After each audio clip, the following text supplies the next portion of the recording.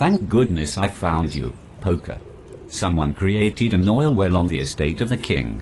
He wants me to find out if a trespasser who produces minerals from the land in bad faith is entitled to compensation from the rightful owner for the value the trespasser added to the land. I am talking about improvements to the land, such as an oil well. Gosh, Napo. I think that is very conscientious of our humble king. I also need to find out if oil and gas interests are realty or personalty. I'm glad I can use the law library at Texas Tech.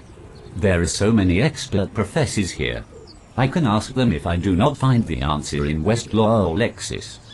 Gee, Napo, I bet the states differ on that issue of property. Mineral and royalty interests are classified as realty in the majority of states. But some states treat oil and gas interests as personalty.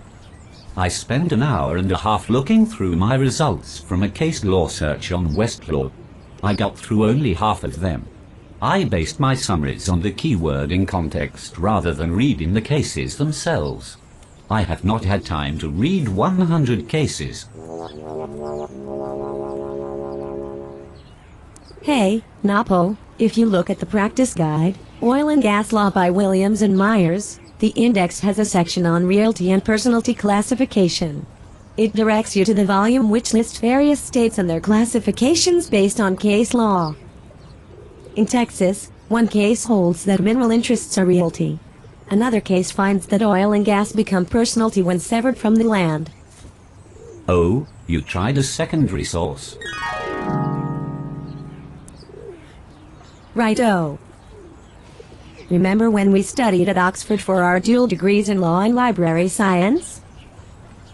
They told us that secondary sources can be a good starting point for research. Oh, yes. I remember now. But what makes secondary sources so helpful? Well, they are written by experts or practitioners who specialize in a particular area of law. In secondary sources, experts explain legal issues to you, and they give you leads on important cases and statutes. Their explanations give you background so that if you decide to use an electronic case law database, you can search more precisely. I assumed that reviewing court opinions would be the best place to start my research. But it sounds like reviewing the practice guide on oil and gas law would have been a most valuable shortcut. I think secondary sources can provide more precise information than huge case databases, especially when you are not familiar with the terms of art for a practice area. That sounds logical. Another question I'm researching for the king is the duty of the owner, or the executive, of the mineral interest to the non-executive owner. I found only 4 opinions in Westlaw. One case discusses whether the executive breached a duty, but it doesn't define the duty.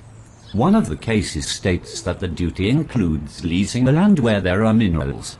One case comments on using utmost good faith. But please, what in the world is utmost good faith? The last case discusses the executive's duty to the non-executive. It references a book called The Law of Oil and Gas by Hemingway, but the case quotes the 1983 edition of the book. 1983 sounds so very old. The book must be terribly outdated.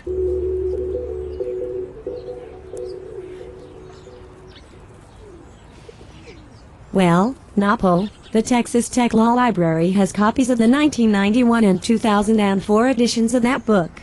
You can also find it on Westlaw. The electronic version is called Hemingway, Oil and Gas Law and Taxation. Furthermore, there is commentary on the duties of executives in oil and gas law, the practice guide I told you about at the Texas Tech Law Library. The index includes the term fiduciary relationship, and it has 2 subcategories on the duties of executives. One section says that there are 6 types of cases that address the executive's duty. The courts use different language to describe the duty. So the nature of the duty endorsed by the courts is not yet formalized as black-letter law. In fact, the authors are depending on future case law to add to our understanding of the duties of the executive. That could be why you did not find many cases.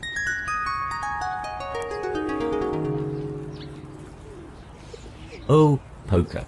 I wish I had known about the lack of cases before I started searching. I understand. Knowing the names of a few important cases before you go into a case law database can save time.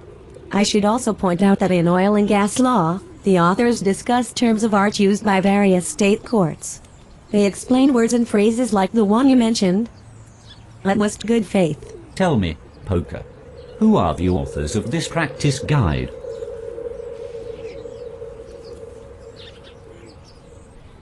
Guess what?